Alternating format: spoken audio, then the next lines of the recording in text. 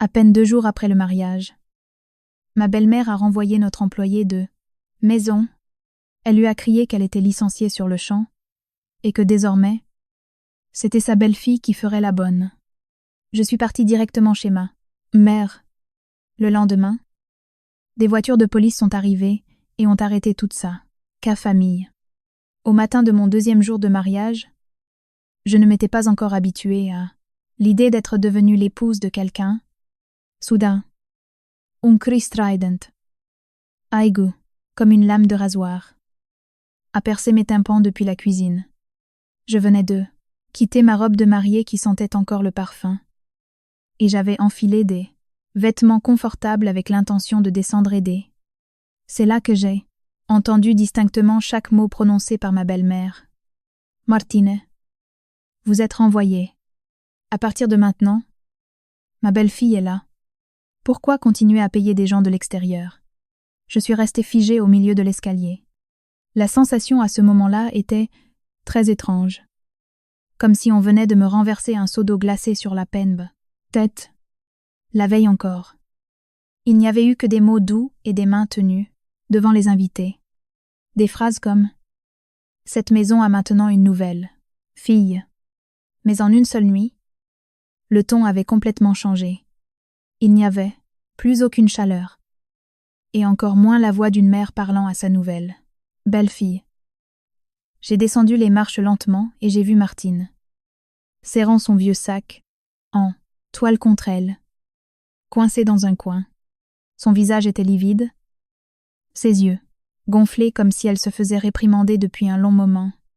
Sur la table de la salle à manger, ma belle-mère, Madame Béatrice, a jeté un tablier avec brutalité et a levé le menton dans ma direction. Son attitude était exactement celle d'un patron donnant des ordres à un nouvel employé. Elle a parlé juste, devant mon beau-père, mon mari et ma belle-sœur. Cette famille n'entretient pas des belles-filles qui ne servent que de décoration. Quand on se marie, on doit savoir servir la famille de son mari. Avant même que je puisse ouvrir la bouche, elle a commencé à me distribuer les tâches comme si elle avait tout planifié depuis le début. Elle a dicté chaque corvée, pour chaque heure, d'une voix plate et glaciale. À partir de demain, tu te lèves à 5 heures du matin. Tu prépares le petit déjeuner. Tu nettoies la maison. Et l'après-midi, tu laves et repasses le linge. Le soir, tu prépares le dîner pour toute la famille. Cette maison reçoit beaucoup de visites. Alors si tu es incompétente, ne t'en prends qu'à toi-même. En terminant sa phrase, elle a souri avec cynisme. Ses lèvres se sont courbées, avec amertume. Une fille de bonne famille doit être travailleuse. Pesrast, assise à attendre qu'on la serve. Ce qui a glacé mon sang. Ce n'est pas seulement l'attitude de ma belle-mère, mais la réaction de Baptiste. Il était assis à côté de moi. Mais du début à la fin, il n'a pas pris ma défense une seule fois. J'ai regardé mon mari en espérant qu'il dirait au moins quelque chose de sensé. Mais il a simplement fui mon regard et a répondu de manière évasive. Maman parle un peu fort. Mais ses intentions sont bonnes. Elle veut juste que tu t'adaptes vite aux habitudes de la maison. Une seule phrase a suffi pour que mon cœur s'effondre. Je ne ressentais plus cela comme une explosion de colère momentanée. Non. C'était un scénario, méticuleusement préparé. Ils attendaient peu être juste le bon moment. Quand les invités de la fête partiraient, quand la cérémonie serait terminée. Quand Am serait officiellement entrée dans cette maison en tant que belle-fille. C'est à ce moment-là seulement que tous les masques tomberaient. J'ai pris une grande inspiration et j'ai demandé, lentement et très clairement, alors, dans cette maison, je suis la belle-fille ou la remplaçante de la femme de ménage? En entendant cela, ma belle-mère a esquissé un sourire effrayant. Un sourire qui donnait des frissons.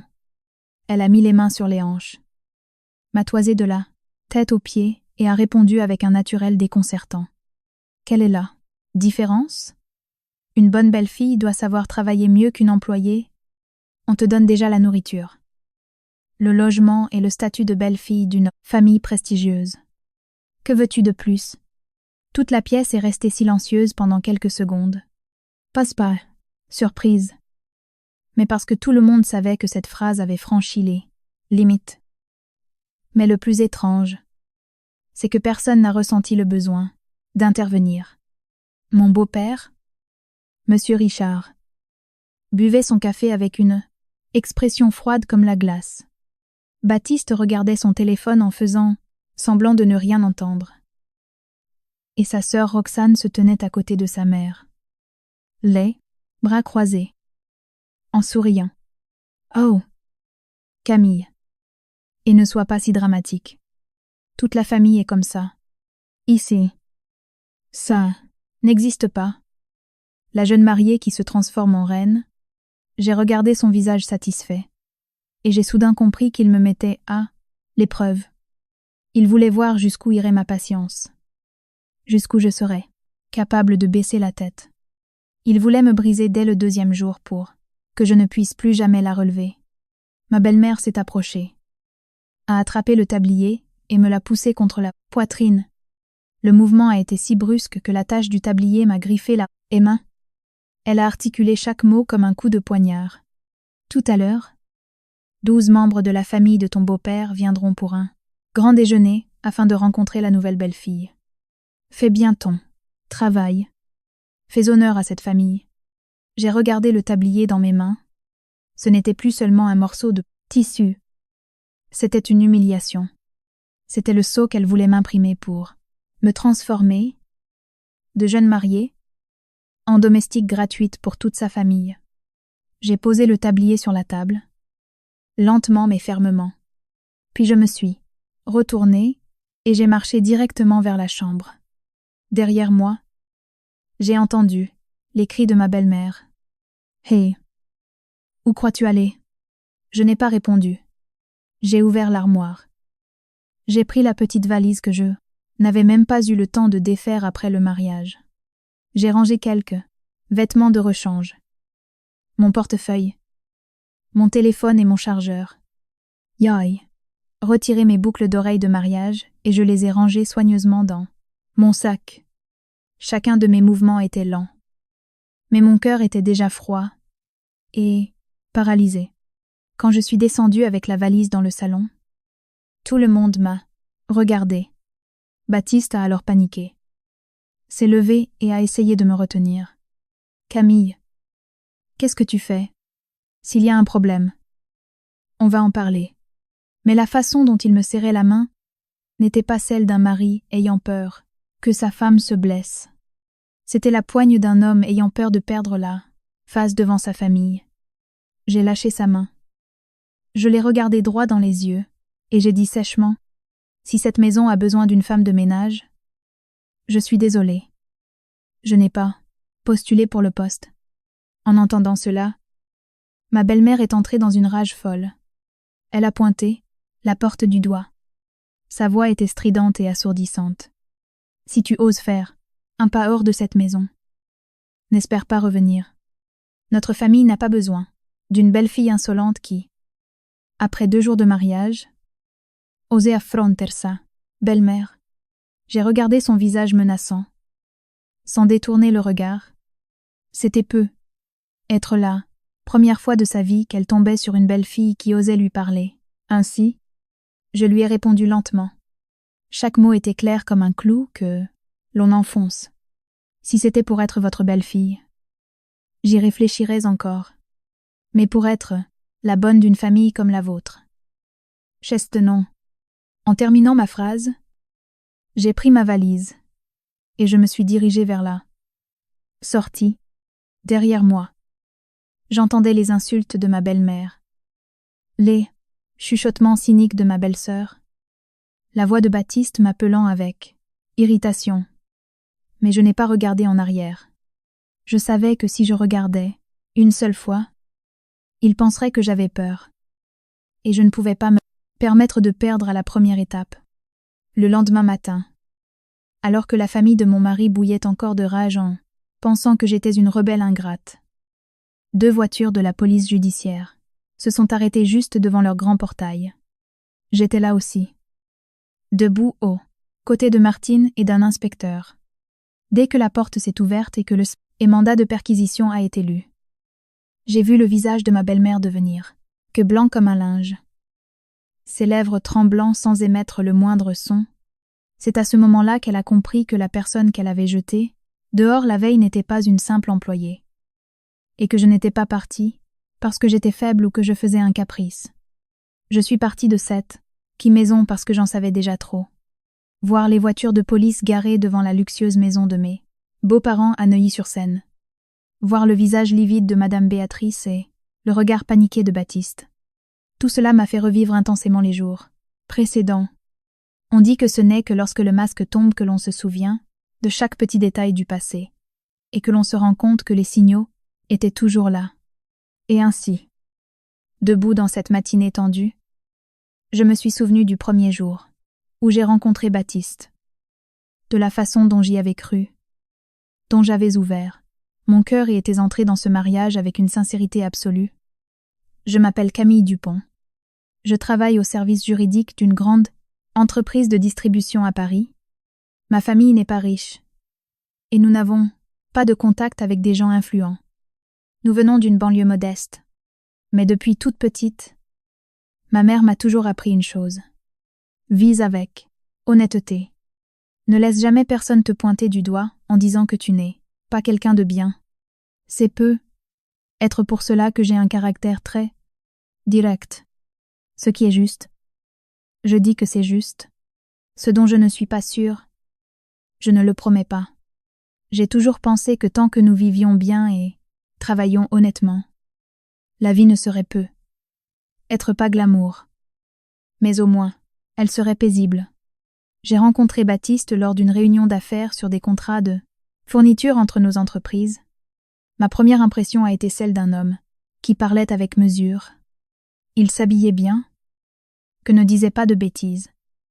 N'osait vantait pas de sa richesse ou de son réseau, comme tant d'autres hommes que j'avais croisés. Pendant la discussion, il n'aima pas s'interrompre, n'a pas cherché à paraître supérieur, et a même eu des mots rassurants. Toute partie que l'équipe de Camille a besoin de revoir, n'hésitez pas à l'analyser calmement. Les collaborations à long terme doivent être claires dès le début. Rien que cette phrase m'a rendu sympathique à ses yeux. Après cela, il a pris l'initiative de me recontacter. Au début, il posait juste des questions sur les documents. Avec le temps, cela s'est transformé en messages légers, ponctuels, sans exagération. Je ne suis pas le genre de femme qui font facilement devant de belles paroles, mais je dois avouer que Baptiste était très doué pour mettre les autres à l'aise. Il n'était pas agressif, ne faisait pas de promesses en l'air. Sur l'avenir, il apparaissait silencieusement au bon moment. Quand je faisais des heures supplémentaires, il m'apportait du café. Quand j'étais trop occupée pour dîner, il m'envoyait le bon message. Quand tu as fini, préviens-moi. Je t'apporterai quelque chose de chaud pour que tu te sentes mieux. Lentement. J'ai ouvert mon cœur. Plus nous passions de temps ensemble, plus je sentais qu'il était le genre d'homme en qui une femme qui a travaillé dur depuis longtemps, comme moi, pouvait avoir confiance. Baptiste disait souvent des choses réconfortantes. Une fois, il m'a regardé dans les yeux et a dit « Yenai, pas besoin d'une femme qui soit un cordon bleu. J'ai juste besoin d'une partenaire honnête, qui a une bonne éducation et qui n'est pas mesquine avec son mari. Un homme qui dit ça est, franchement, très facile à aimer. Quand notre relation est devenue plus sérieuse, il m'a emmené rencontrer sa famille. C'est ce jour-là que j'ai fait la connaissance de Madame Béatrice. Si, on ne l'a jugée que sur son apparence. Personne n'aurait pu imaginer qu'elle serait la femme qui, plus tard, m'écraserait un tablier sur la poitrine. Elle portait des vêtements élégants. Son sourire et sa façon de parler étaient très doux. Dès que je suis entrée, elle m'a pris la main et m'a fait asseoir à côté D'elle, fais comme chez toi. Ma chérie, je veux juste que tu sois heureuse avec Baptiste. Pour le reste, cette famille n'a pas beaucoup de règles. La façon dont elle souriait, dont elle me servait à manger, même la façon dont elle a dit à son mari. Notre future belle-fille a un regard si serein. Tout cela, tu m'as fait penser, l'espace d'un instant, que j'avais vraiment de la chance. Mon beau-père, Monsieur Richard, était plus silencieux. Il n'était pas exagérément amical, mais il n'était pas froid non plus. Il observait, de temps en temps. Il posait une ou deux questions sur mon travail et ma famille. Son regard me donnait l'impression d'être évalué minutieusement. Mais à ce moment-là, j'ai trouvé ça normal. Dans cette maison, il y avait déjà Martine, l'employée de maison. Mon impression d'elle était celle d'une femme mince, silencieuse, dont les mouvements étaient extrêmement prudents. À chaque fois que Madame Béatrice l'appelait, elle semblait sursauter. J'y ai prêté attention. Mais je me suis dit que, travaillant là depuis longtemps, elle était peu être simplement impressionnée par cet patron. À ce moment-là, je ne savais pas que ce regard baissé n'était pas de la timidité, mais parce qu'elle avait vu trop de choses qu'elle n'osait pas raconter. Après quelques visites, ma future belle-mère a commencé à suggérer subtilement que nous vivions avec eux après le mariage. Elle le disait, avec tant de douceur, que cela semblait raisonnable. Vous êtes de jeunes mariés, si vous allez vivre, seuls tout de suite. La maison va paraître bien vide. Restez ici quelque temps, pour que la maison soit pleine pendant que tu apprends la routine de la famille. Vous penserez à déménager plus tard. Baptiste soutenait aussi sa mère. Il m'a dit avec tendresse. Ma mère a l'air sévère, mais quand on vit près d'elle, on découvre qu'elle a un bon fond. Puis, quand tu rentreras du travail, il y aura déjà du monde à la maison. Chaste, bien plus agréable. C'est à cause de cette persuasion que j'ai accepté, à la veille du mariage. Sa famille a tout préparé en grande pompe. Madame Béatrice allait jusqu'à me présenter à tout le monde avec fierté. Ma belle-fille a fait des études supérieures. Elle s'exprime très bien. On voit qu'elle vient d'une famille bien éduquée. En entendant cela, les gens disaient que j'avais tiré le gros lot. Même moi, j'ai fini par le penser. Mais avec le recul, il y avait quelque chose de bizarre. Plus le jour du mariage approchait, plus le regard des 3 membres de la famille changeait lorsque la conversation abordait mon travail. Mon beau-père posait des questions très détaillées. Sur quel type de documents travailles-tu? Tu analyses souvent des contrats? Tu maîtrises bien les procédures juridiques des entreprises? Ma belle-mère s'immisçait dans la conversation comme si de rien n'était. Aux filles aussi intelligentes, doit lire ses papiers administratifs très vite. N'est-ce pas? Et Baptiste, à moitié en plaisantant, ajoutait. Quantus erasma, tout femme. La paperasse de cette maison sera entre de bonnes mains. À ce moment-là, je me suis contentée d'en rire. Je pensais qu'ils étaient curieux de ma profession. Je n'aurais jamais imaginé que cet intérêt faisait partie d'un calcul froid qu'ils avaient préparé pour moi depuis le début. Je suis entrée dans ce mariage avec une conviction simple. Je pensais avoir trouvé un bon mari et entrer dans une famille qui, bien qu'ayant ses règles, n'était pas mauvaise. Je me disais que tant que j'étais sincère, tôt ou tard, je serais bien traitée. J'y croyais tellement. C'est peu, être parce que je faisais trop confiance que lorsque cette fine couche de vernis brillant s'est écaillée, j'ai compris que derrière, il n'y avait pas que quelques petites fissures. Mais une maison pourrie jusqu'aux fondations. Plus je m'en souviens, plus je réalise que ce qui s'est passé au matin du 2e jour de mariage n'était pas un changement d'attitude soudain. N'était que le résultat évident de nombreux signaux qui avaient émergé, silencieusement bien avant. Des petites choses, mais venimeuses, qui donnent des frissons quand on y repense. Pendant nos fiançailles, j'essayais souvent de me calmer, Je me disais que j'étais être trop sensible. Mais aujourd'hui, je me rends compte que l'intuition féminine se trompe rarement. Après quelques visites chez Baptiste, j'ai commencé à remarquer que sa mère avait une façon étrange de parler. Elle ne discutait pas directement ni ne montrait d'antipathie ouverte. Elle choisissait, souvent de parler sur le ton de la plaisanterie ou du défi, mais chaque phrase était pleine d'épines. Une fois, lors d'un dîner avec des proches, elle s'est tournée vers moi et a demandé en souriant. Une fille avec un tel diplôme ne s'est sûrement pas épluchée des légumes ou préparé un rôti. N'est-ce pas? Toute la table a ri comme si c'était une blague légère. J'ai forcé un sourire. Mais mon cœur s'est glacé. Une autre fois, quand j'ai parlé à Baptiste de mon désir de continuer, travailler après le mariage. Madame Béatrice, qui épluchait des fruits à côté. Hey, coupé court à la conversation. La valeur d'une femme se mesure dans sa cuisine, pas par ses diplômes. L'ambiance a changé instantanément.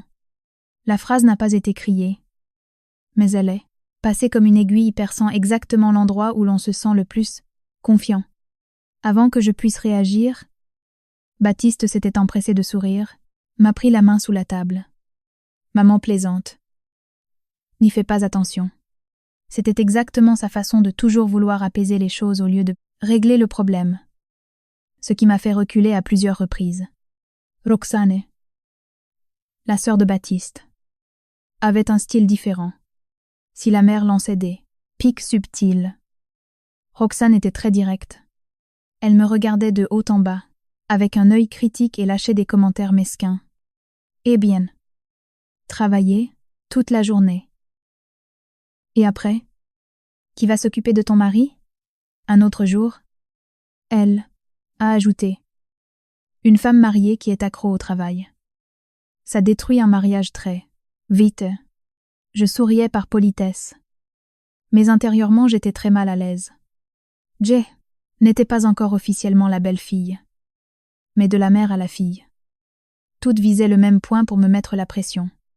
Mon travail, mon indépendance et l'organisation de ma vie. Plus je visitais cette maison, plus je ressentais une atmosphère lourde. Ils parlaient beaucoup de bonnes manières et d'étiquette. Mais la personne qui souffrait le plus dans cette maison était précisément Martine. La femme de ménage qui y travaillait depuis des années.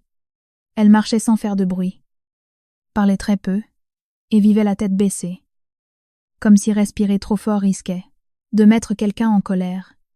Une fois, j'ai vu de mes propres yeux la scène lorsqu'elle a servi le café, juste parce qu'elle avait mis un peu de temps. Ma belle-mère a grogné. Ici, on ne paie pas des incapables. Martine a baissé la tête profondément. Les lèvres tremblantes. Elle a ramassé le plateau à la hâte et s'est excusée à plusieurs reprises. Voir cette scène m'a mise extrêmement mal à l'aise. Une famille vraiment respectable ne traiterait pas ses employés de cette manière. Ensuite, il y a eu un incident que je ne peux pas oublier. Un jour, je suis passée par hasard devant le bureau de mon beau-père. La porte n'était pas complètement fermée, laissant une petite fente. J'ai jeté un coup d'œil rapide et j'ai vu à l'intérieur des piles de cartons, des tampons d'entreprise, dans un coin, des flacons de compléments alimentaires sans aucune étiquette. Avant que je puisse comprendre ce que je regardais, Monsieur Richard est sorti et a refermé la porte vivement. Il m'a lancé un regard perçant pendant quelques secondes, puis a affiché un faux sourire. « Ah, ce sont juste des affaires. Les femmes n'ont pas besoin de s'en mêler. » Sa réaction, si rapide et furtive, m'a mis la puce à l'oreille. Mais ce qui est resté gravé dans ma mémoire est venu de Martine. Un après-midi, en marchant vers la cuisine, je l'ai croisée. Ses yeux fixaient toujours le sol, comme d'habitude. Mais elle a chuchoté, si bas que si je n'avais pas été très près. Dieu ne l'aurait pas entendu. Madame Camille, pour ne signer rien sans avoir tout lu très attentivement. J'ai été surprise. Je me suis retournée pour lui demander de répéter. Mais elle était déjà passée comme si elle n'avait rien dit. Cette phrase était si soudaine qu'elle est restée figée dans mon esprit. Nezignetsrin. Pourquoi m'a-t-elle mise en garde? Pourquoi une employée si silencieuse prendrait-elle le risque de me dire ça, quelques jours avant le mariage? Mes soupçons ont grandi. Ce jour-là, ma belle-mère m'a appelé dans le salon et m'a tendu une pile de papiers en disant que ce n'était que des formalités notariales et des documents administratifs pour après le mariage. Elle parlait vite, me pressant de signer, prétextant qu'elle était très occupée avec les préparatifs de la réception. J'ai pris le dossier et, au premier coup d'œil, j'ai vu que quelque chose clochait. Certains formulaires ne ressemblaient pas à des documents civils habituels. Les titres étaient très vagues et le contenu ambigu. J'ai refermé le dossier immédiatement. J'ai souri et je le lui ai rendu. Je vais les prendre chez moi pour les lire à tête reposée. D'accord. Madame Béatrice, je me souviens encore très bien de ce moment. Le sourire a disparu de son visage. Ce n'était qu'un instant. Mais je l'ai vu clairement. Ce n'était pas de la déception. C'était l'agacement de quelqu'un qui pensait que tout se passerait bien et voyait son plan contrarié. Mais elle a vite retrouvé son calme et a dit, d'un ton léger: « C'est bien. Il faut être méticuleuse. » Le soir même, j'ai entendu par hasard ma belle-mère parler à Baptiste au bout du couloir. La voix était basse, mais pleine de contrariété. Cette fille travaille au service juridique. Ça va être compliqué. Il va falloir trouver le moment où elle nous fera le plus confiance. Je suis restée paralysée. Avant que je puisse en entendre plus, ils se sont tus, semblant remarquer ma présence. Quand je suis apparue, Baptiste s'est précipité pour me serrer dans ses bras. Souriant comme si de rien n'était, il m'a même dit que sa mère était juste stressée par les préparatifs du mariage. J'ai souri avec Louis. Mais à partir de ce moment, une oppression inexplicable s'est installée dans ma poitrine, pas assez forte pour annuler le mariage, mais suffisante pour me tenir en alerte. Ils ne voulaient pas seulement que je sois leur belle-fille. Ils voulaient que je tombe sous leur contrôle, obéissante, sans poser de questions, sans aucun soupçon. Ce que je ressentais vaguement avant le mariage est devenu bien réel peu après. Ce n'était plus un simple pressentiment. C'était des attitudes, des mots, des regards échangés entre eux. Et plus je voyais de choses, plus je comprenais que l'image de la famille bourgeoise distinguée n'était qu'une façade.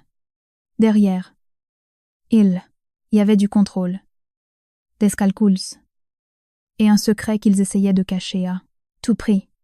Le mariage venait à peine de se terminer. Les invités n'étaient même pas tous partis.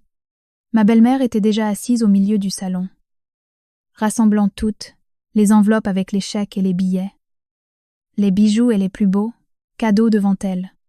Elle ouvrait chaque paquet, comptait chaque liasse de billets, organisait les écrins de bijoux et déclarait, comme si c'était la chose la plus naturelle au monde: « Laisse maman garder ça. » Les jeunes avec beaucoup d'argent finissent toujours par faire des bêtises, avant même que je puisse réagir.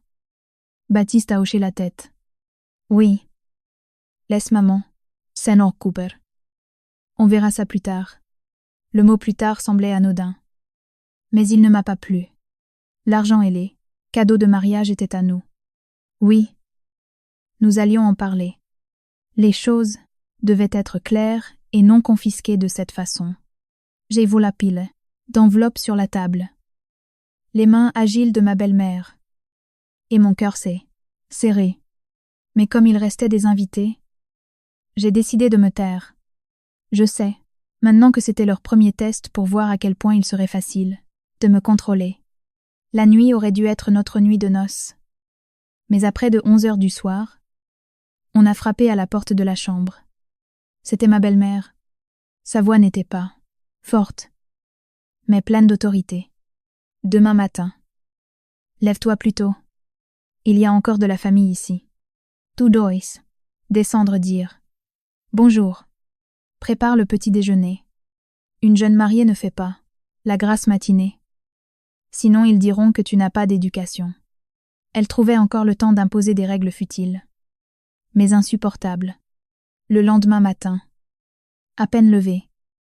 On m'a envoyé dans la cuisine pour aider Martine. Avant même que je puisse boire un verre d'eau, ma belle-mère était à mes côtés, pointant ceci ou cela du doigt, surveillant chacun de mes mouvements, comme si elle s'attendait à une erreur. Je coupais les légumes un peu trop épais. Elle me critiquait. Je remplissais la tasse de café presque à ras-bord. Elle fronçait les sourcils. On a marié notre fils.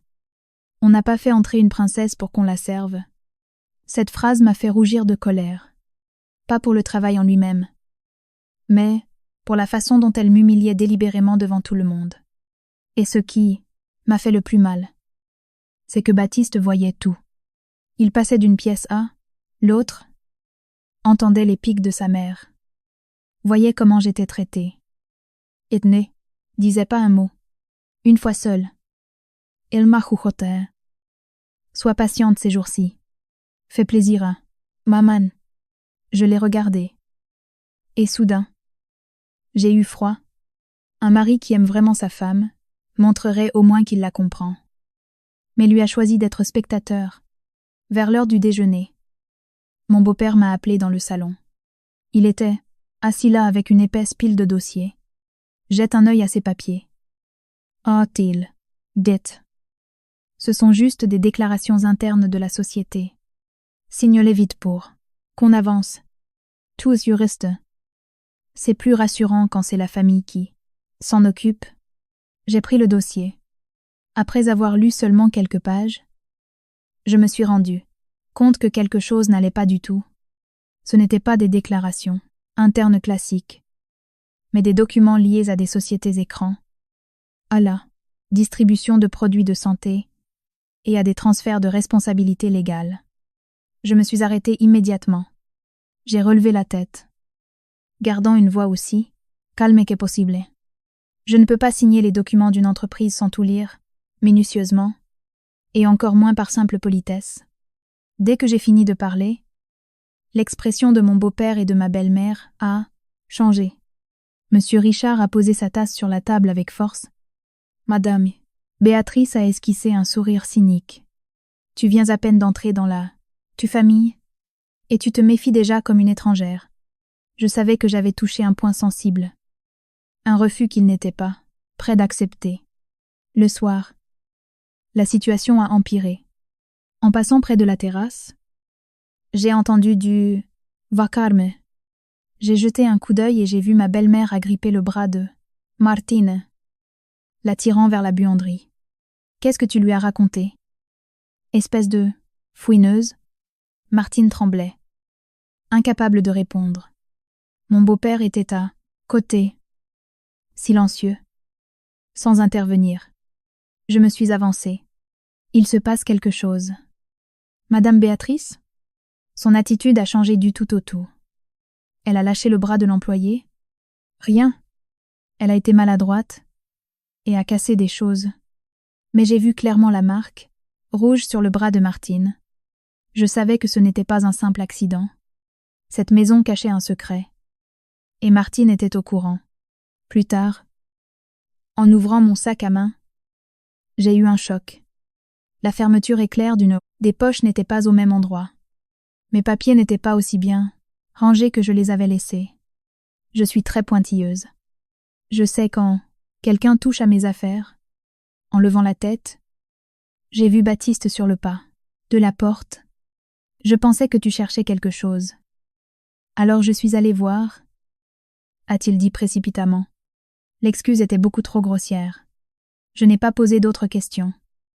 Mais dans ma tête, tout commençait à se connecter. De l'épaisse pile de contrats à l'interrogatoire musclé de Martine. En passant par mon sac fouillé, tout pointait vers une seule chose. Il ne voulait pas seulement que je sois soumise, il voulait contrôler tout ce qui m'appartenait. Je suis entrée dans cette maison en robe de mariée, pleine de confiance, mais en une seule journée, j'y ressentais une atmosphère étouffante. fausse, pleine de secrets, et surtout, ils avaient une peur bleue que j'en sache trop. À ce moment-là, je n'imaginais pas que tout ce que je voyais n'était que le début. Le véritable coup de poignard m'attendait au matin du 2e jour. Ce fameux 2e jour, je me suis réveillée alors qu'il faisait encore nuit, noir et basse. On entendait déjà le bruit de la vaisselle qui s'entrechoquait. Ce jour-là, la famille de mon mari devait venir rencontrer la nouvelle. Belle fille. Ça a l'air anodin. Mais toute femme sait que c'est une épreuve. Ils viennent observer votre maintien, votre façon de parler, comment vous tenez une maison. Pour ensuite vous évaluer en secret, j'ai descendu les escaliers, enveloppé par une forte odeur de cuisson. Dans la cuisine, Martine s'affairait déjà seule devant d'énormes marmites. Son visage, pâle et ses yeux gonflés montraient clairement qu'on l'avait fait lever. L'aube. Ma belle-mère faisait les 100 pas, regardant de temps en temps vers l'escalier comme si elle attendait mon apparition. Sa posture n'était pas celle de quelqu'un d'occupé par sa maison, mais de quelqu'un qui préparait une mise en scène. Avant même que je dise bonjour, Madame Béatrice a hurlé. « Martine, venez ici ». Sa voix était si forte et tranchante que tout le monde dans le salon a tourné la tête. Martine a sursauté, s'est essuyé les mains à la hâte et a accouru. Sans ménagement. Ma belle-mère a sorti une liasse de billets de son tablier. L'a jeté sur la table et a dit froidement « Voici votre salaire de ce mois-ci. Vous êtes renvoyé. À partir d'aujourd'hui, cette maison n'a plus besoin de personnel extérieur. » Martine est restée pétrifiée. Mon cœur s'est mis à battre la chamade. J'ai pas nice à y croire. Puis, elle a prononcé la phrase suivante en me regardant fixement, avec ce sourire méprisant, en haussant volontairement le ton. Ma belle-fille est jeune et en pleine santé. Elle peut s'occuper de tout. Dans cette famille, on s'occupe de sa propre maison. Pourquoi payer d'autres personnes? Cette phrase est tombée au milieu du salon comme une gifle. Ce n'était plus une insulte voilée. C'était une humiliation publique. Une déclaration officielle, affirmant qu'à partir de cet instant, à ses yeux, je n'étais plus la belle-fille, mais la remplaçante gratuite de la femme de ménage qu'elle venait, Divya. J'ai regardé Baptiste. C'était l'ultime moment où j'espérais encore de lui une réaction de mari. Il suffisait d'une phrase comme « Maman, ne fais pas ça », pour me prouver que je ne m'étais pas totalement trompée sur lui.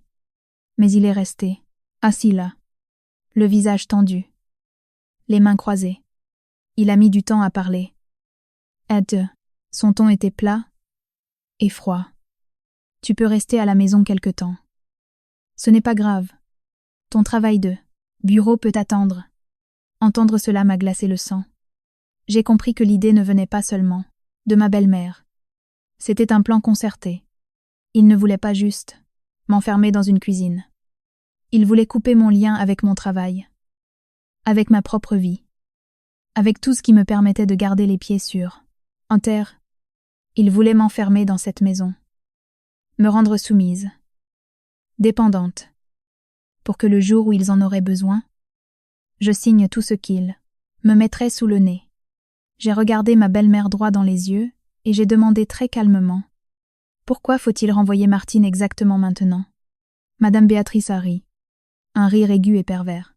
« Parce que cette maison n'entretient pas deux bonnes à la fois. » Puis, elle a pointé son doigt vers mon visage. Numéro 1. Tu apprends à être une belle fille décente. Numéro 2. Tu prends tes affaires et tu dégages d'ici. Une seule phrase a suffi. Toute ma patience a volé en éclats. Je suis restée, silencieuse. J'ai regardé autour de moi cette grande maison bourgeoise où j'avais vécu à peine 2 jours, mais qui débordait déjà de manigances. C'est à ce moment précis, alors que tous les yeux étaient rivés sur moi, que Martine s'est baissée. Elle a fait semblant de ramasser un torchon tombé près de ma valise. Ainsi relevant. Elle a bougé très vite. Sa main tremblante a glissé, un petit objet dur dans la poche latérale de mon sac. Avant que je puisse bien Et le voir. Elle m'a chuchoté d'une voix quasi imperceptible. Madame Camille. Partez. Ne restez pas ici. Là-dedans. Il y a ce qu'ils craignent. Le plus. Je suis restée figée une seconde. Mais cette seconde a suffi. Toutes les pièces du puzzle se sont emboîtées dans ma tête. L'interrogatoire de Martine. L'opile des contrats ambigus. Mon sac fouillé. Le regard fuyant de mon beau-père. À l'aube, silence calculateur de Baptiste. Le licenciement de Martine aujourd'hui n'était pas pour faire des économies. Il faisait taire un témoin et me gardait, prisonnière. M'obliger à quitter mon emploi de juriste n'était pas pour faire de moi une femme de ménage. Il voulait me briser pour utiliser mon nom, mais forcer à signer, pour que j'assume leur fraude et serve de prête-nom. Être parce que je suis restée silencieuse trop longtemps. Ma belle-mère a cru que j'étais effrayée. Elle a hurlé encore plus fort. Ta famille ne t'a sûrement pas appris les bonnes manières. C'est pour ça que tu débarques ici et que tu ne connais pas ta place. Je pouvais supporter les insultes contre moi-même. Mais quand cela touchait mes parents, non. Personne n'avait le droit d'insulter ceux qui m'avaient élevée, juste parce que je refusais de devenir leur esclave. J'ai tiré ma valise au milieu du salon. Les roulettes ont crissé sur le sol en marbre. J'ai retiré mon alliance et je l'ai posée sur la table en verre devant tout le monde. Le bruit de la bague frappant le verre a été faible, mais toute la pièce est restée muette. J'ai regardé fixement ma belle-mère. Puis Baptiste. Une belle fille exige le respect. Une employée. On la paie. Votre famille veut.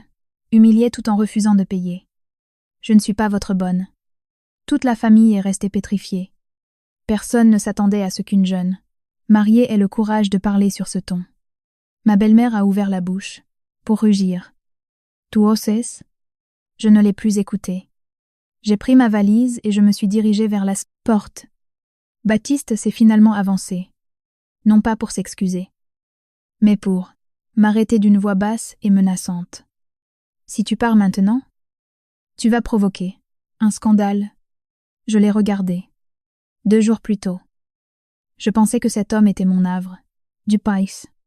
Mais en le regardant dans les yeux aujourd'hui, la seule chose que je voyais, c'était le calcul froid et l'irritation de voir son plan échouer. Yoï, répondit sèchement. Non. Le scandale est le grand problème. C'est votre famille. Et vous ne pourrez plus le cacher très longtemps. J'ai dégagé mon bras de son emprise. J'ai tourné les talons et je suis partie, sans un regard en arrière. En arrivant chez ma mère, dans notre petite maison de banlieue parisienne. Suis enfermée dans ma chambre. Mes mains tremblaient. Mais mon esprit était étrangement lucide. J'ai ouvert la fermeture éclair de mon sac. J'ai sorti ce que Martine y avait glissé. Une petite clé USB noire. Je l'ai branchée sur mon ordinateur portable et je suis restée immobile devant l'écran. À l'intérieur, il y avait des vidéos montrant le reconditionnement de compléments alimentaires et de produits médicaux d'origine douteuse. Des photos, de tableaux de comptabilité occultes. Des copies numérisées de documents avec la signature de mon beau-père. Et des contrats où la responsabilité juridique était délibérément transférée à des tiers. J'ai ouvert chaque fichier et j'ai eu des sueurs froides. Je n'avais pas exagéré. Ce mariage n'avait jamais été honnête. Depuis le début, je suis restée longtemps assise. Puis j'ai lâché un rire sec. Pas parce que c'était drôle, mais par pure amertume. Il y a 2 jours, j'étais en robe de mariée, persuadée de fonder une famille. Être là, en regardant cet espace blanc dans la case du représentant légal sur les contrats. J'ai compris que la place qu'il m'avait réservée n'était pas au sein de la famille, mais sur le banc des accusés. Je ne suis pas devenue hystérique. Je n'ai pas pleuré ni couru chez eux en perdant la raison. Ma mère était sur le pas de la porte, rongée d'inquiétude. Mais j'ai simplement dit « Maman, je vais appeler l'oncle Éric. » L'oncle Éric est le petit frère de ma mère. Il travaille depuis des années comme inspecteur à la police judiciaire. Je savais que si je l'appelais en pleurs sous le coup de la colère, il minimiserait la situation. Alors quand il a décroché, j'ai gardé une voix aussi calme que possible. Tonton, je ne t'appelle pas pour un service familial. J'ai des preuves. Mais j'ai besoin d'aide pour suivre la bonne procédure. À l'autre bout du fil, le silence s'est fait pendant quelques instants. Yelai, entendu soupirer, puis il a dit rapidement, d'une voix grave, si tu es sourde, toi, ne fais pas de faux pas. Ouvre l'ordinateur et envoie-moi d'abord une capture d'écran de la liste des fichiers. Rien que par cette phrase, j'ai su qu'il avait compris la gravité de la situation. Près d'une heure plus tard, il garait sa voiture banalisée devant. Chez nous, pas d'uniforme. Juste un vieux porte-documents en cuir et une expression sévère. Il n'a pas demandé comment on m'avait traité, ni pourquoi mon mariage avait explosé en 2 jours. Il a tiré une chaise, s'est assis à côté de moi, a mis ses lunettes et a dit « Ouvre-les, un par un ». J'ai obéi. Nous avons passé en revue chaque vidéo, chaque photo, chaque contrat, chaque donnée. À mesure que nous lisions, le visage de l'oncle Eric se tendait. Quand il a vu la copie numérisée du contrat, avec la ligne du représentant légal, laissée en blanc, il a tapé 2 fois du doigt sur la table. Il a demandé « Ils t'ont demandé de signer ça ?»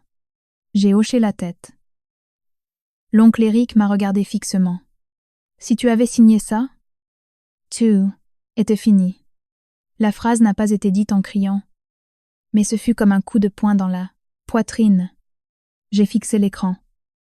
La gorge sèche, il ne voulait pas d'une belle fille. Il voulait un casier judiciaire vierge pour s'en servir d'homme, de paille. L'oncle Eric n'a pas répondu immédiatement. Il est resté silencieux, traitant l'information. Finalement, il a dit « Écoute-moi bien. À partir de maintenant, ne les contacte plus jamais sous le coup de l'émotion. Ne les provoque pas. Et ne les menace pas. Et ne leur laisse pas savoir combien de preuves tu détiens. Mais la vraie vie ne suit pas toujours le plan. » Vers minuit, mon téléphone a commencé à sonner sans arrêt. C'était Madame Béatrice, puis Roxane, et même le téléphone fixe de leur maison. Les appels s'enchaînaient, désespérés. Prouvant leur panique, je regardais l'écran, s'allumer, et mon cœur se glaçait. Des innocents ne paniquent pas comme ça. Jay n'est pas décroché. Après des dizaines d'appels manqués, j'ai envoyé un seul message court. Arrêtez d'appeler. Je sais tout. Le message venait à peine d'être distribué que 5 minutes plus tard, Baptiste appelait. J'ai regardé son nom sur l'écran. Il n'y avait plus aucune étincelle. Dans mon cœur, juste la certitude que j'avais besoin d'entendre ce qu'il dirait, maintenant que le masque était tombé. J'ai décroché sans même dire allô. Sa voix est arrivée de l'autre côté. Sans la moindre douceur. C'est quoi cette plaisanterie? C'est quoi cette clé USB que tu as emportée? J'ai ri avec cynisme. Sa première préoccupation n'était pas de savoir si j'allais bien. C'était la clé USB. J'ai répondu sèchement. Tu devrais demander à ta mère de quoi elle a le plus peur. De moi ou de la police? Un silence a régné sur la ligne. J'ai entendu distinctement le grincement de ses dents. Puis il a baissé la voix, glaciale et menaçante. Ne dépasse pas les bornes. Tu ne sais pas qui est ma famille. Je me suis adossée à ma chaise, les yeux toujours rivés sur l'écran de l'ordinateur. Ma voix était très calme. J'en sais assez pour ne plus jamais être votre femme de ménage. Et assez pour ne pas devenir votre prête-nom. Baptiste a hésité. Seule sa respiration lourde se faisait entendre. Finalement, il a lâché une phrase qui m'a tout fait comprendre. Si tu fais ça, il n'y aura pas de retour en arrière. J'ai souri légèrement.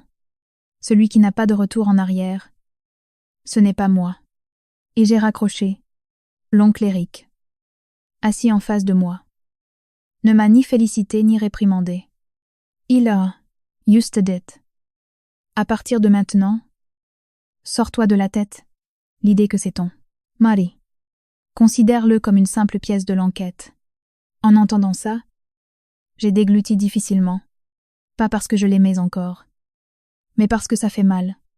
Ça fait mal quand on est confronté à une vérité qui, une fois dévoilée, nous empêche de redevenir naïfs comme avant. Le lendemain matin, j'ai accompagné mon oncle à la police judiciaire pour déposer la plainte initiale. En suivant toute la procédure légale, je n'ai pas fait de scandale. Je n'ai pas pleuré en racontant mes malheurs. Je me suis assise. J'ai ouvert l'ordinateur et j'ai remis toutes les preuves originales, les répertoires, les historiques de modification, les sources, tout.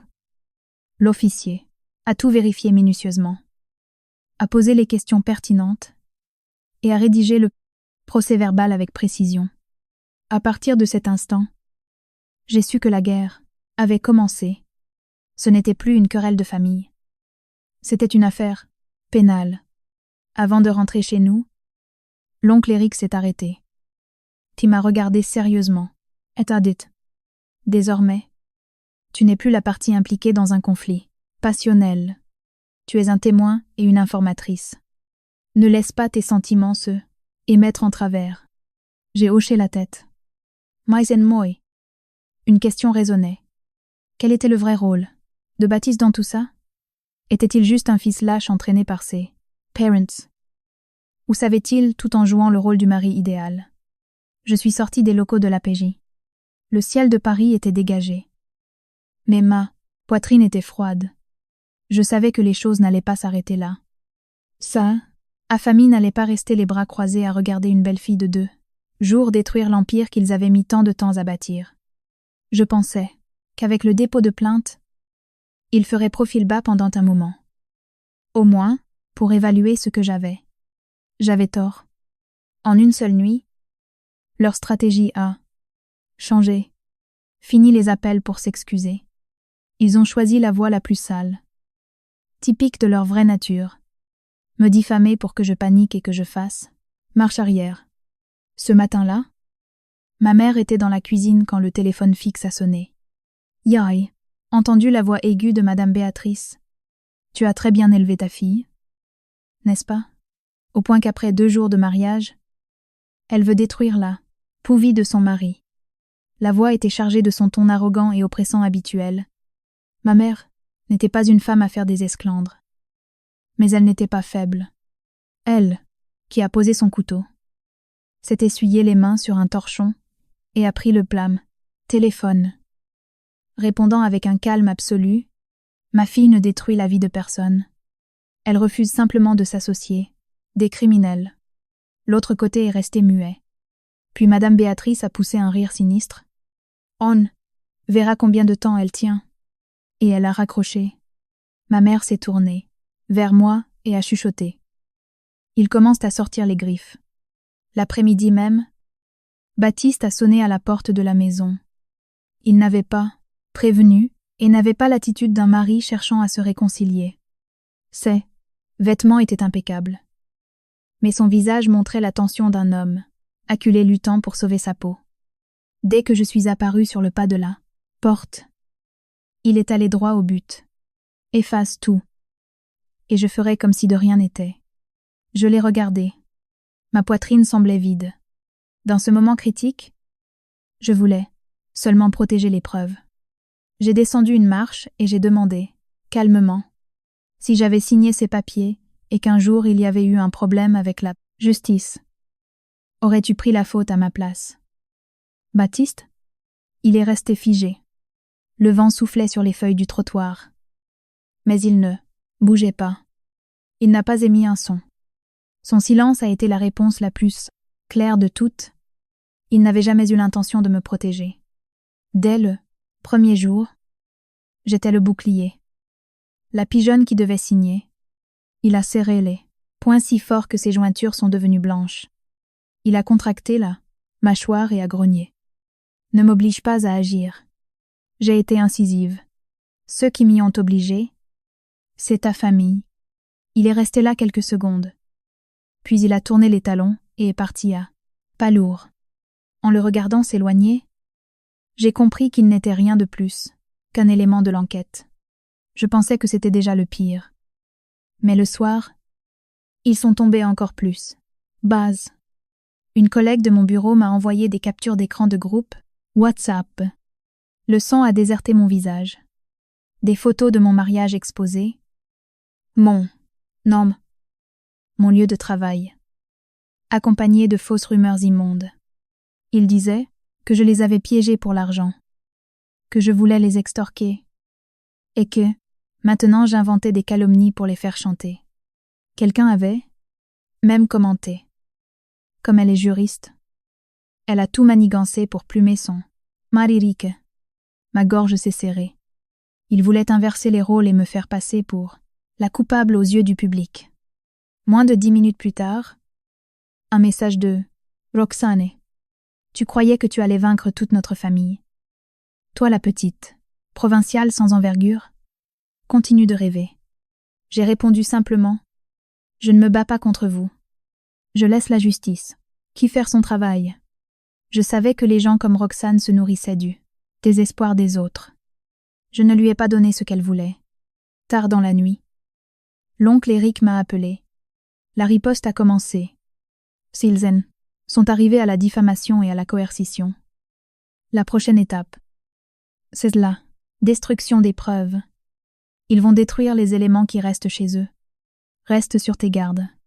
Cela m'a glacé le sang. Et pour la première fois, j'ai pris conscience du danger, réel. Ils ne voulaient pas seulement me faire taire. Ils voulaient faire taire celle qui était encore à l'intérieur de cette maison. Martine, vers minuit. Alors que la maison était plongée dans l'obscurité. Mon téléphone a vibré. Un numéro inconnu. Quand j'ai décroché, c'était la voix haletante et tremblante de Martine, Madame Camille. Ils m'ont enfermée. Ils m'ont dit que si j'ouvrais la bouche, la phrase n'a même pas été terminée. J'ai entendu un bruit sourd, comme quelque chose qui tombe. Et la communication a été coupée. Je me suis levée d'un bond. Mon cœur battait si fort dans ma poitrine qu'il me faisait mal. Tout avait franchi un palier. Ce n'était plus l'histoire d'une famille manipulatrice, essayant de sauver sa réputation. C'était de la séquestration. Un confinement, illégal et une destruction de preuves par des gens dangereux et acculés. J'ai appelé mon oncle. Paniqué. L'appel a été coupé en plein milieu. À l'autre, Bout. L'enquêteur professionnel a pris le relais. Nouveau numéro ou le sien? As-tu entendu la voix de quelqu'un d'autre? Quel bruit ça a fait? J'ai essayé de me souvenir de chaque détail. Plus je racontais, plus le scénario devenait critique. Mon oncle m'a dit de réexaminer la clé USB. En particulier, les audios que nous avions survolés. Une demi-heure plus tard. Il était chez Moi. Nous avons mis les écouteurs. Il y avait un petit fichier presque à la fin. La voix de Martine ne semblait pas effrayée. Elle parlait bas, mais vite et de manière professionnelle. J'ai réuni presque tout. Il manque la sortie de l'entrepôt et le lot de produits chimiques. Je dois sortir ça d'ici avant qu'il ne transfère la marchandise. La réponse venait d'un homme. Courte et sèche. Ne te fais pas repérer. Quandley, dossier sera complet. Préviens-moi. L'audio durait 30 secondes. Mais je suis restée de glace. Mon oncle a enlevé ses écouteurs et a lâché le verdict. Cette femme n'est pas une simple femme de ménage. C'est très probablement une informatrice ou une taupe dans une enquête parallèle. J'en suis restée bouche bée. Alors je n'étais pas la seule à m'être rendu compte de leur magouille. Il y avait quelqu'un de l'intérieur qui rassemblait patiemment des factures, des tampons et des audios en attendant le jour de l'intervention. Je me suis souvenue de ce qu'elle avait dit en me donnant la clé. Là-dedans, il y a ce qu'ils craignent le plus. Elle n'avait pas seulement peur de leur vengeance. Elle risquait sa vie. Cette nuit-là même, l'oncle Eric a mobilisé les agents de permanence de la PJ, signalant l'urgence de la situation. et a demandé l'anticipation d'un mandat de perquisition. Mais l'administration a ses règles. Un appel coupé ne justifie pas une intervention immédiate sans fondement solide. Pendant ce temps, l'horloge tournait contre Martine. J'ai pris les clés de ma voiture. Vice. Ne serait-ce que pour surveiller, depuis la rue. Mon oncle m'a coupé net. Tu vas juste gêner et tu pourrais finir comme deuxième. Ok. Je suis restée immobile. Mon téléphone n'arrêtait pas de vibrer. C'était des messages de Baptiste. Ne t'en mêle plus.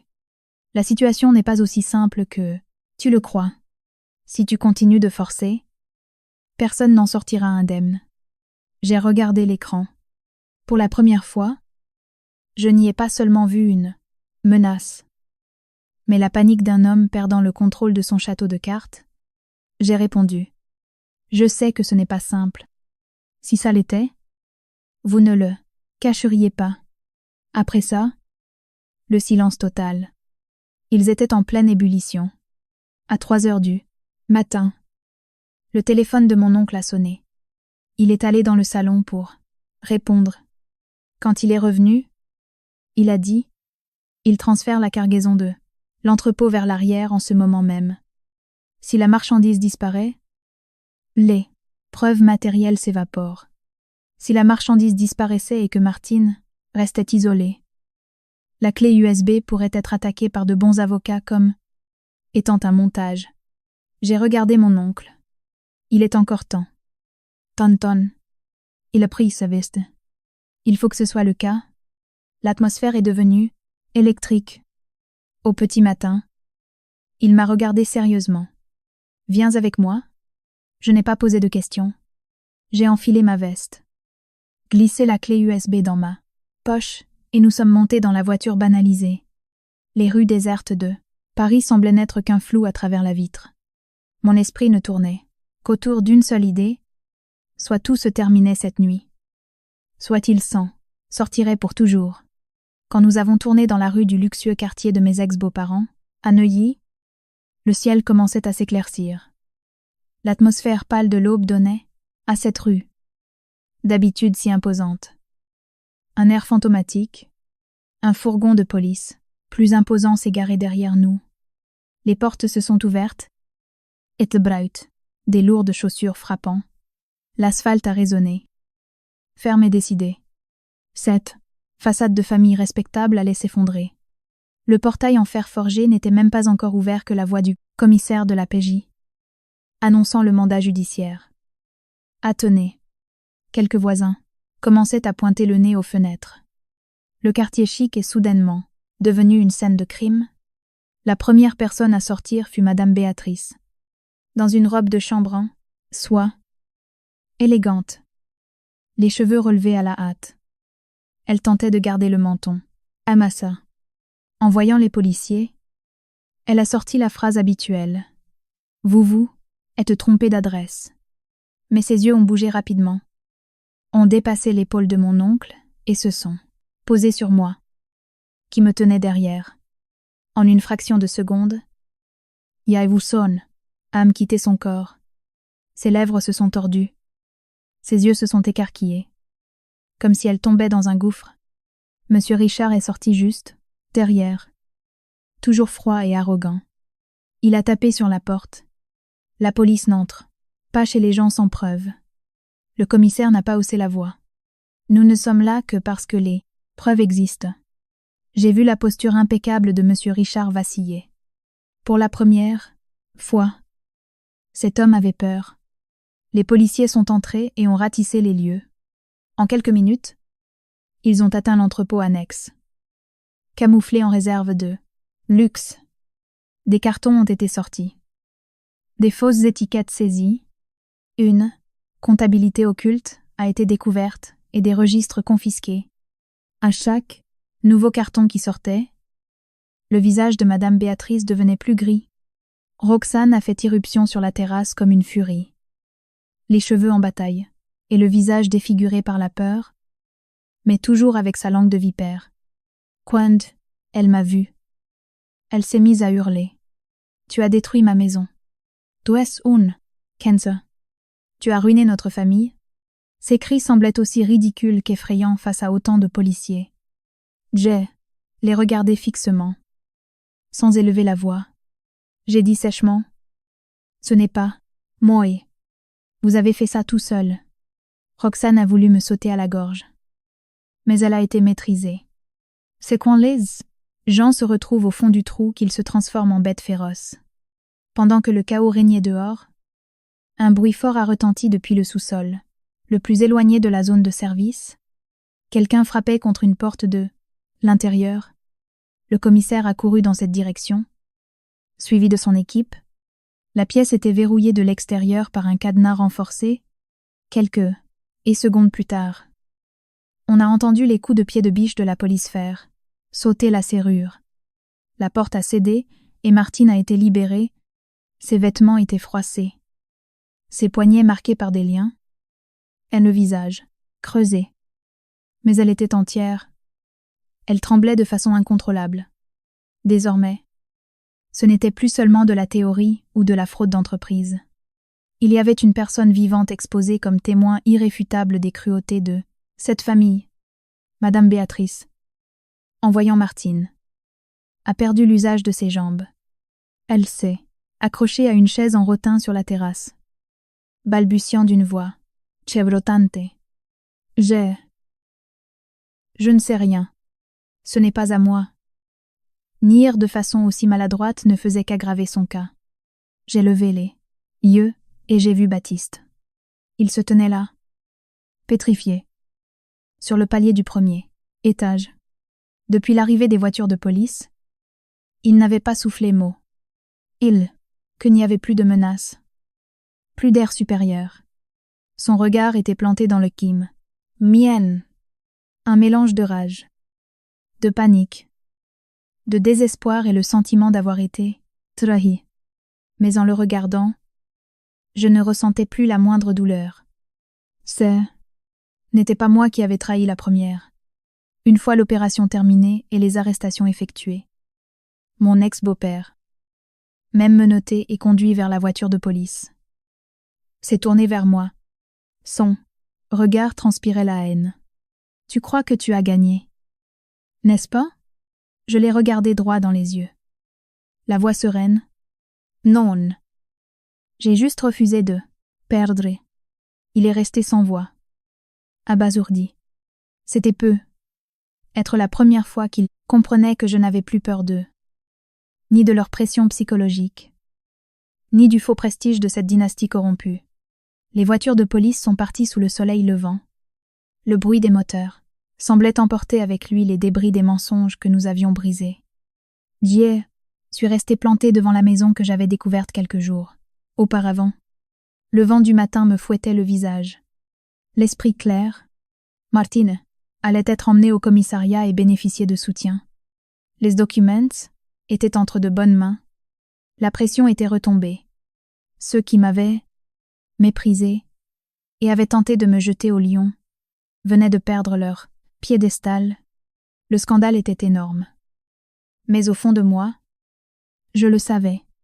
Il manquait encore le coup de grâce. Il y avait un chaînon manquant dans cette affaire. Et rien que du pensa. J'en avais des frissons. Les 2 voitures de police ont tourné au coin de la rue et les murmures des voisins de ce quartier huppé ont commencé à se dissiper. Même si les commérages flottaient lourdement dans l'air, je suis restée là.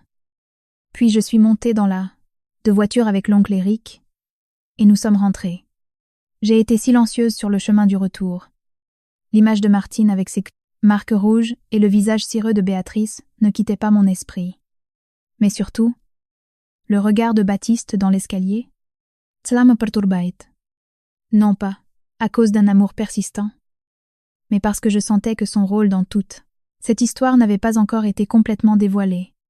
L'après-midi, l'oncle Éric m'a appelé sur la terrasse de notre maison. Qui visage grave. Je me suis assise et je suis allée droit au but. Tu as découvert un autre chose. Tonton? Il m'a tendu un verre d'eau et a soupiré. Lors de la première déclaration, Baptiste a été placé en garde à vue. Elimina manquait un lien direct. À cet instant, J'ai été envahie par une lueur d'espoir irrationnel. Peut-être qu'il avait été manipulé. Peut-être qu'il n'était qu'un pion faible entre les mains de sa famille. Mais ce moment de naïveté s'est évaporé en 5 secondes. L'oncle Éric a glissé une feuille de papier sur la table. Il a pointé du doigt une ligne dans le rapport d'expertise numérique préliminaire. Les adresses IP, des contrats fantômes, les historiques de modification du prête-nom, les connexions au compte où devait être recueillie la signature de la garantie légale. Tout ramenait à l'adresse email professionnelle et à l'ordinateur personnel de Baptiste. J'ai regardé la feuille, la logique implacable, les mises à jour nocturnes, les accès. C'était là, incontestable. Il m'était impossible de me mentir à moi-même. J'ai relevé la tête vers lui. Tonton. Ma voix s'est brisée. Ça veut dire qu'il n'était pas juste un spectateur. L'oncle Éric a hoché la tête durement. Il n'est pas idiot. Il ne faisait pas de scène et ne claquait pas les portes comme sa mère ou son père. Il opérait dans l'ombre. Il organisait les prête-noms, verrouillait les maillons pour ne pas être impliqué et préparait l'offensive. Ce genre de personne est le pire. Il délègue le sale boulot pour garder les mains propres. Cela m'a glacé les entrailles. Le médiateur affectueux, l'homme rationnel et diplomate, était en réalité un manipulateur machiavélique. J'ai regardé les preuves, et le film de ma courte vie de couple a défilé dans ma tête. Son refus de s'opposer à sa mère, sa façon professorale de me demander de signer juste les annexes administratives, jusqu'au moment sur le pas de ma porte où il m'avait demandé de supprimer les fichiers comme si de rien n'était. C'étaient les étapes minutieuses pour me conduire à l'abattoir du banc des accusés en tant que prête-nom de la famille. J'ai poussé un rire âpre. Mon oncle n'est pas intervenu. J'ai regardé droit, devant moi. Ils ne m'ont pas choisi pour ma personnalité ou parce que j'allais bien avec Baptiste. Ils m'ont choisi parce que mon inscription au barreau, mon casier vierge et mon expérience étaient les outils dont ils avaient besoin. J'étais la cible parfaite pour les protéger du danger. L'oncle Éric a hoché la tête dans un geste plus douloureux que n'importe quelle condoléance. Le soir même, on a sonné à la porte. Ma mère était couchée, se reposant. Yoï, ouvert. Baptiste était là. Et dehors. Il était dans un état lamentable. Fini là. Posture droite, le visage creusé, le col de sa chemise froissé. Des cernes, profonds. Il a mis du temps à faire sortir la voix de sa gorge, et ce fut dans un murmure. Je ne pensais pas que tu irais jusqu'au bout. Je m'appuyais contre l'encadrement de la porte. Quelques jours plus tôt, ça m'aurait détruite. Aujourd'hui, il n'y avait plus rien d'humain qui battait dans ma poitrine pour ce type. Je l'ai regardé dans les yeux et j'ai tiré à bout. Pourtant, tu ne pensais pas. Ou tu étais sûr que tu t'en sortirais indemne en utilisant mon titre de juriste? Baptiste a baissé les yeux et a dégluti. Un silence lourd et assourdissant. Il n'y avait plus d'alibi moral. C'était la confirmation totale de son plan, macabre. J'ai fait un pas en avant. Si proche de lui, et pourtant à des kilomètres de distance. J'ai parlé doucement. Tu as choisi ton camp. Et moi. Baptiste. J'ai choisi ce qui était juste. Son poing a tremblé le long de son corps. Les mots ne sortaient pas. Il te rendait déjà compte que l'étau se resserrait. Après tout, je n'avais plus aucune once de confiance en lui. Je lui ai tourné le dos pour refermer la porte. Elle s'est retournée et s'est éloignée dans la rue déserte de la banlieue parisienne. Emportant avec lui les ruines de cette mascarade, je suis allée me coucher. Sans amour, sans ressentiment, sans haine. Juste le soulagement de la lucidité. J'avais échappé de justesse à un piège mortel. Et, mieux encore, j'avais démonté le piège avant qu'il ne se referme sur moi.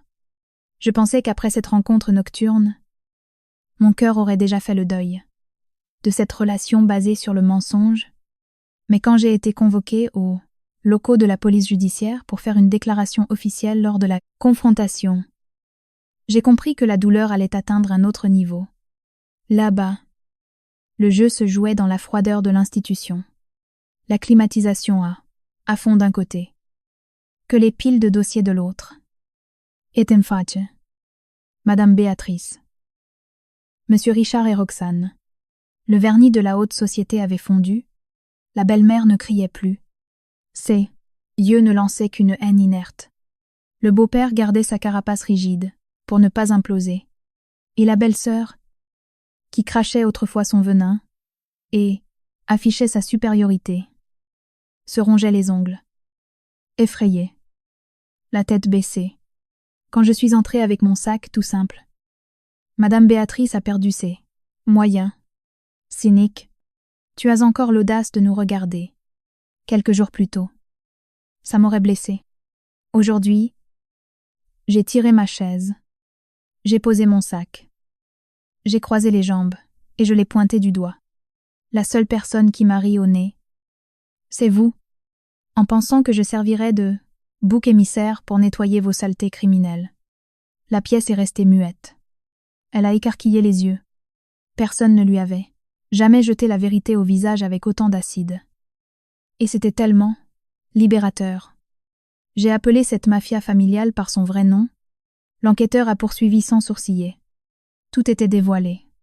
L'entrepôt, clandestin. Les fausses factures. Que les embauches irrégulières. Les vides dans l'organigramme juridique de la société. Le réseau était démasqué. Mais monsieur Richard insistait encore, avec la froideur d'un loup pris au piège. Des signatures. Si personne n'a signé les résiliations ni les contrats. Vous n'avez que des indices sans accusé principal. Son audace m'a provoqué. Je n'ai même pas eu besoin que l'avocat ouvre les dossiers. J'ai mis les pieds dans le plat. Vous avez essayé d'utiliser mon statut de jeune mariée pour me refiler cette bombe à retardement. Voici les audios.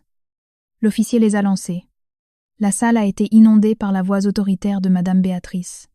Signe ce papier une bonne fois pour toutes et arrête ton cinéma, quoi qu'il arrive. La famille gérera ça en interne. Monsieur Richard a eu le souffle coupé. Madame Béatrice s'est effondrée sur sa chaise. Roxane a bondi en tremblant. Fausse. Judas. Tu es entrée dans notre vie, comme une sangsue pour trahir ce mariage. Ma famille t'a accueilli. Et toi. L'officier a tapé du poing sur la table. Contrôlez votre langage. Nous ne sommes pas dans un salon de thé. C'est alors que la porte de la salle d'attente s'est ouverte, et un inspecteur a fait entrer Martine. Je me suis raidie. Je savais qu'elle viendrait. Elle ne baissait plus la tête. Habillée simplement.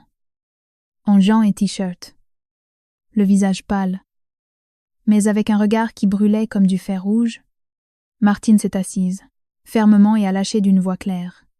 Des mois d'enregistrement. Des rapports sur ce que l'entreprise vendait, clandestinement, et de la comptabilité occulte. Sans rater un seul jour, Madame Béatrice a hurlé. Elle a bondi de sa chaise, glapissant d'une voix perçante. Traîtresse, vipère qu'on a nourrie en notre sein. Martine n'a pas reculé d'1 millimètre. La voix rauque, mais inébranlable. Yen, trahit personne. J'évite juste qu'un autre gosse ne finisse à l'hôpital. Foudroyé par les saletés chimiques falsifiées que vous mettez en bouteille. Le silence s'est abattu sur la pièce avec un claquement sec, un silence absolu, de tombeau. Les mots finissent à l'hôpital et foudroyés m'ont mis un coup de poignard dans l'âme. Je pensais tout au plus qu'il s'agissait de délits de faux, et usage de faux ou de fraude fiscale. Des comptes cachés. Très graves. Mais, foudroyés. À l'hôpital. Cela changeait tout. Mise en danger de la vie d'autrui, tromperie aggravée, homicide involontaire, assumer le risque de tuer en se servant d'homme de paille. L'officier m'a regardé et a demandé. Saviez-vous qu'il y avait eu des décès dus à la négligence de ces composants industriels vendus clandestinement? J'ai secoué la tête, les mains trempées de sueur glaciale, agrippant la coudoir, en bois de la chaise du commissariat. Si avais mis mon nom, je serais devenue la responsable technique de ce massacre sanitaire que l'entreprise avait commis pour faire du profit en échappant à la surveillance de l'ANSM et au contrôle de la répression des fraudes. Les auditions ont continué pendant des heures, des mandats ont été délivrés. Le flagrant délit était acté. Je suis sortie du bureau et me suis arrêtée dans le couloir. À bout de souffle, mon corps pesait 3 tonnes. Je me suis adossée contre un mur carrelé et, tout froid, mes oreilles bourdonnaient encore des mots de Martine, en évitant qu'il ne finisse foudroyé à l'hôpital. Il n'était pas question de trouver un mari, de se disputer avec une belle-mère, ou de laver des casseroles. Il était question de sang. J'ai entendu une voix, derrière moi. Camille. C'était elle. Martine. Elle me regardait dans les yeux. Fini le Madame Camille. Elle était mon phare dans la nuit. J'ai pris une grande bouffée d'air frais. J'ai demandé. Tu veux parler? Martine? Nous sommes sortis sur le trottoir. Dans un café juste à côté. Fuyant. L'oppression du commissariat. Elle a pris une profonde inspiration avant de révéler ses origines. Je ne suis pas femme de ménage. Et je ne nettoie pas dans les beaux quartiers. J'étais secrétaire dans une société de logistique sous-traitante liée à leur intermédiaire. Il y a quelque temps, une crise a éclaté à cause de la contamination des composés qu'ils trafiquaient dans les flacons. Ils croyaient que c'était une simple erreur. Mais c'était intentionnel. Pour que ça leur rapporte plus. 2 enfants se sont retrouvés sur liste d'attente pour des graphos. L'un d'eux n'a pas survécu. J'ai serré mon verre d'eau avec une force extrême. Ils ont étouffé l'affaire et mis ça sur le dos d'un gérant minable de la sous-traitance. Mais je suis allée plus loin. J'ai suivi la piste de l'argent. Ça allait. Mon corps réagissait physiquement. Dévié entre les mains de gens sans scrupules ayant l'apparence de la grande bourgeoisie parisienne. Martine a poursuivi. J'ai lié cet argent à des gens sérieux qui avaient besoin de preuves de l'intérieur. Sans mandat de perquisition. Je suis entrée dans cette maison en marmant de patience pour m'infiltrer jusqu'à l'os. J'ai compris leur stratagème. Et toi, tu baissais la tête, te faisant passer pour la fille de banlieue naïve pour leur donner des munitions. Quand ils méprisent quelqu'un, ils parlent ouvertement, sans filtrer, pensant que je n'étais qu'un meuble qui... Écoute, Martine a esquissé un sourire épuisé. La clé USB était formatée pour quiconque aurait l'opportunité de s'en servir. C'est juste tombé sur toi. La nouvelle, proie que j'ai croisée sur mon chemin, et j'ai voulu éviter ta tragédie à tout prix. Ma propre tragédie. Pourquoi moi? Ai-je demandé. La voix brisée. Martine m'a expliqué l'architecture maléfique qu'ils avaient échafaudée pour moi.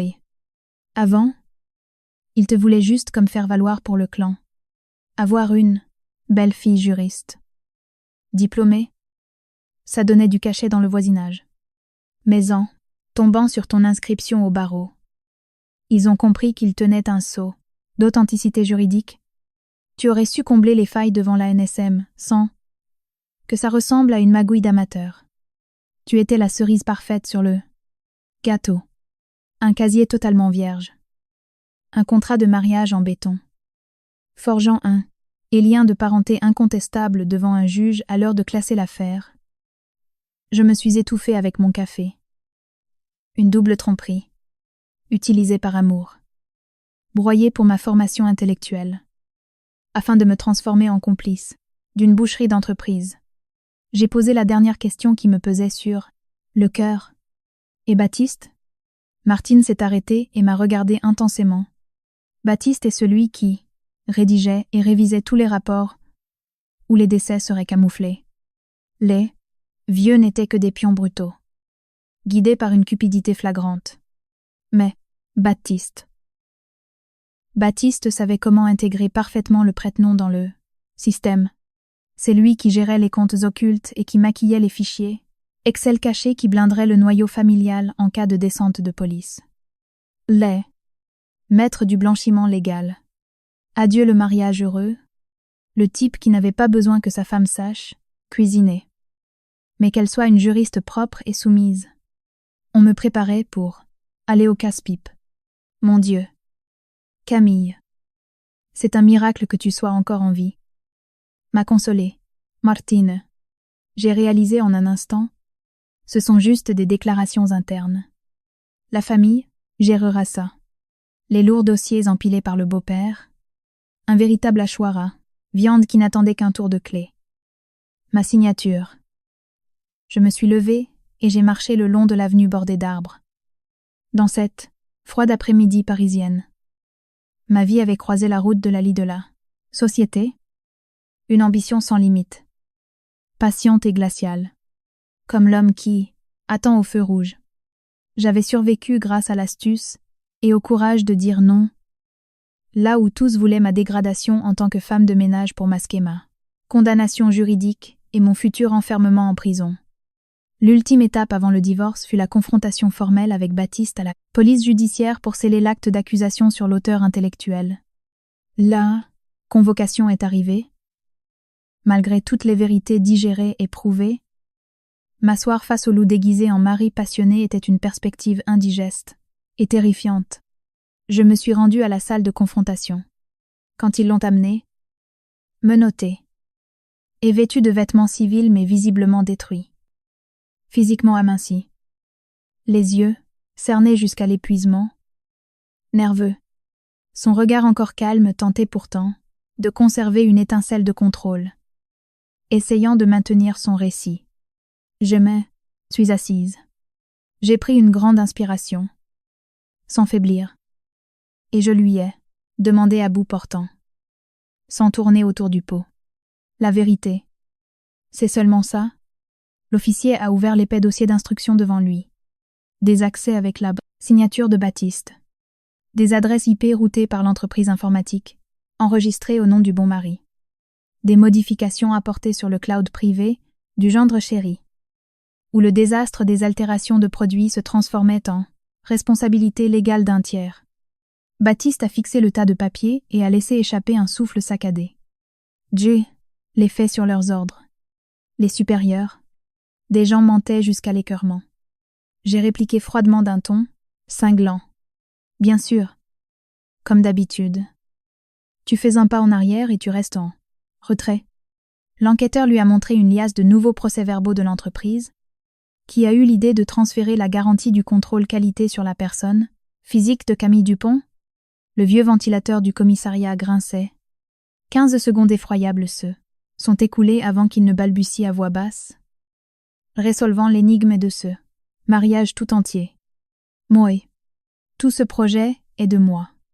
Le coup est parti. Droit dans les côtes. Le coup de grâce porté à mon honneur.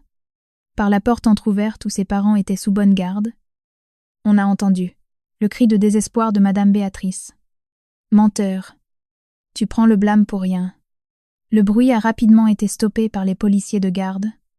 La parole venait de l'auteur lui-même. Baptiste. L'architecte de ma pendaison juridique m'a regardé. En plein effondrement. Admettant avec sa froideur caractéristique, je suis parti du principe que tu accepterais et que tu signerais. Le montage final aurait disparu le moment même.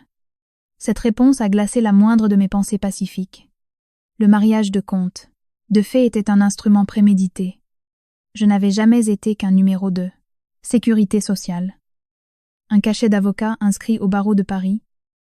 Au casier. Vierge. Tombant parfaitement dans le piège d'une sociopathie glaçante.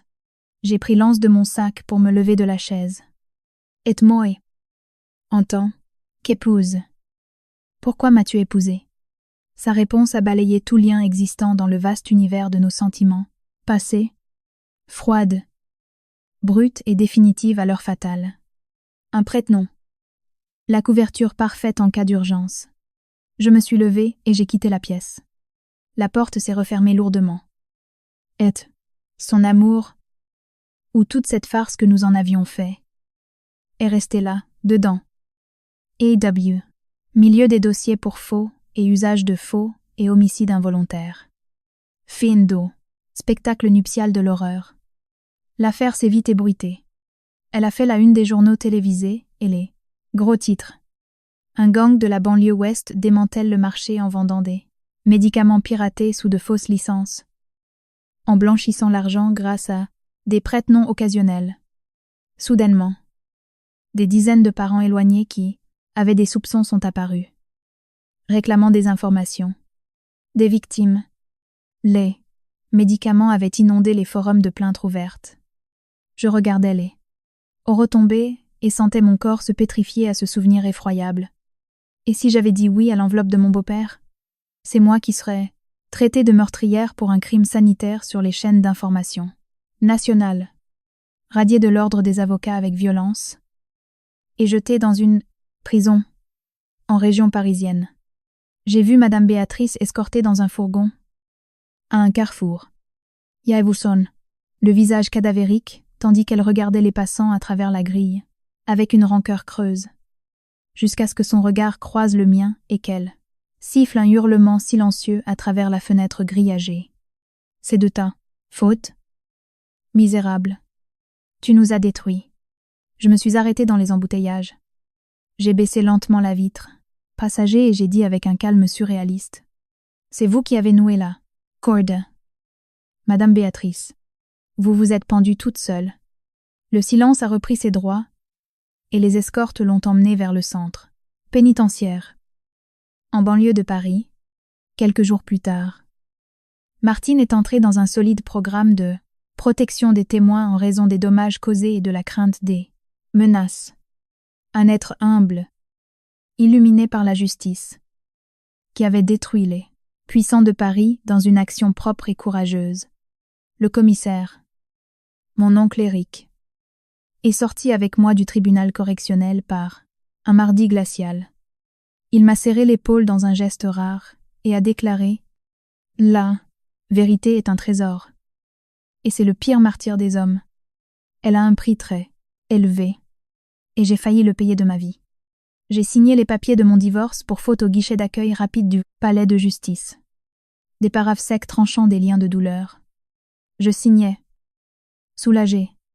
C'était l'une des rares fois où un document légal concernant cette famille me sauvait la peau et m'ouvrait la voie vers l'indépendance.